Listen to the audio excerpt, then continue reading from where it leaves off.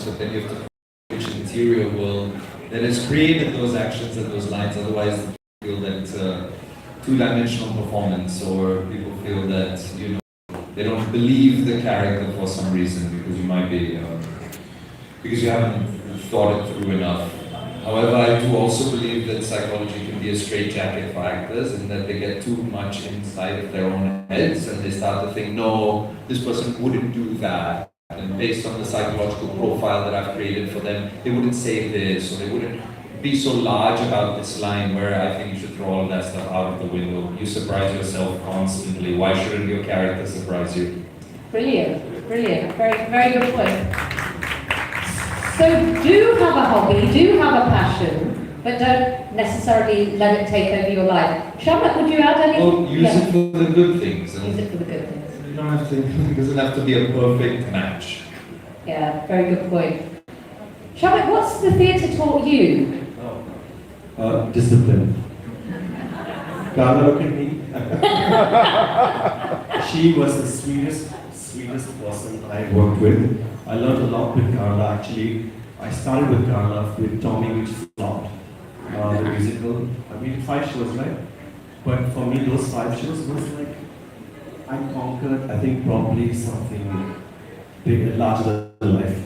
And then, of course, I had Alyque, and there was so much of, he was loud, he was strong, he was not a hypocrite. He would tell you as it was, but the thing was, Alyque loved me. So the thing was, even if I was a brat, he still wouldn't fire me. And I mean, if he fired me, he would be just like that. I was more scared of Carla. See, I have to bring you. You looked after me, man.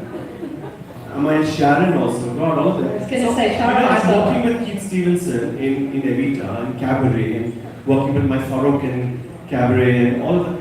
There was my Viraf also was there. So, I learned to grow up.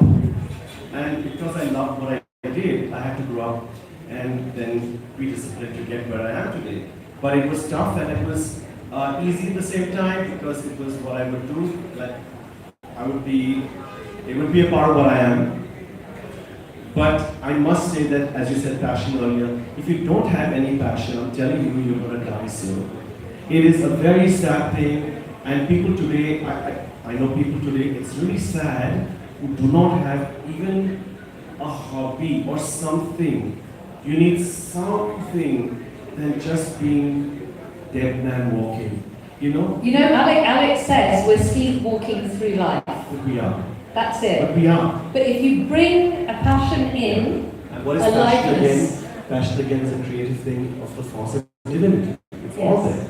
Yeah. And that is how you have to do something. We are creative beings, we're energy. If we do not give in to creativity, we don't last. And that's why writing something, doing something. Shamak, I think that the pandemic, has, allowed us to do so much more.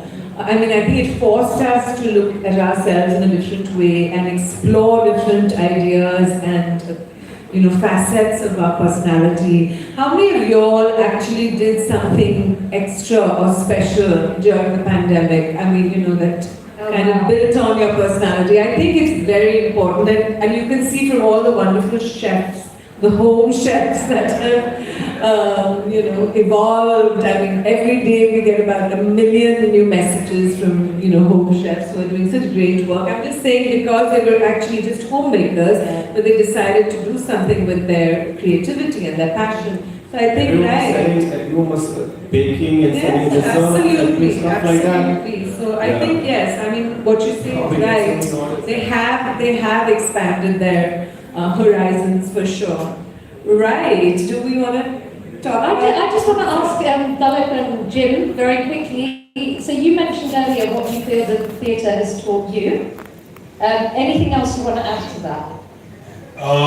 This is a very interesting question, that you should have something more in your life than just a profession that you work for. But I've been very privileged that way, because actually what was my passion and my hobby eventually became my profession, and I have to thank Theatre Group and Alyque and Pearl for that. So actually, I don't think I've done a day's work in my life. I mean, I get up in the morning and I go to something that I want to do, and it helps you psychologically as well, because you're playing different characters, you're expected to play different characters. Every day is a different day. I was asked some time ago that you've been in this business for almost half a century, and 50 years, and out by about 47 of it professionally. So how do you still keep going? So I said the thing is that every day for me is a different day.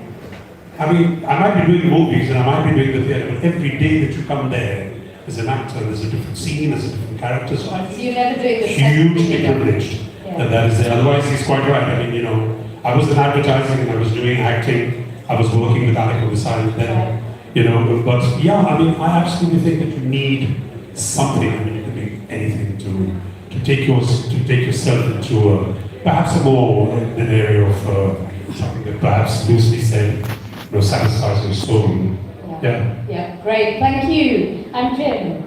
What is theatre taught me? Yeah, what has theatre taught you? Despite ashrams and meditation and yoga and all of that stuff, I think theatre is actually the closest experience that I have ever had to a kind of divinity or spiritualism, because they're not your lines, it's not your blocking, they're not your clothes, but you're living it with an intense passion while floating above it.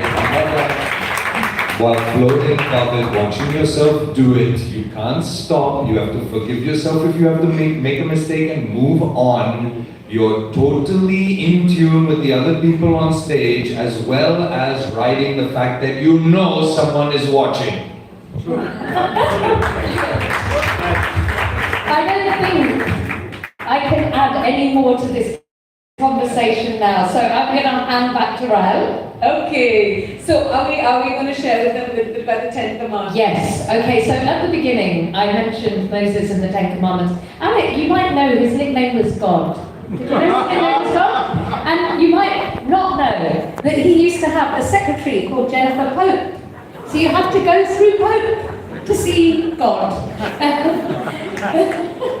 But actually, Alyque was saying that whilst religion does play a fantastic part of everyone's lives, at the end of the day, we've got to be true to ourselves. So what are the commandments we're willing to live by? And at the end of the book, Alyque has come up with his own 10 commandments, which we're going to share with you on the screen.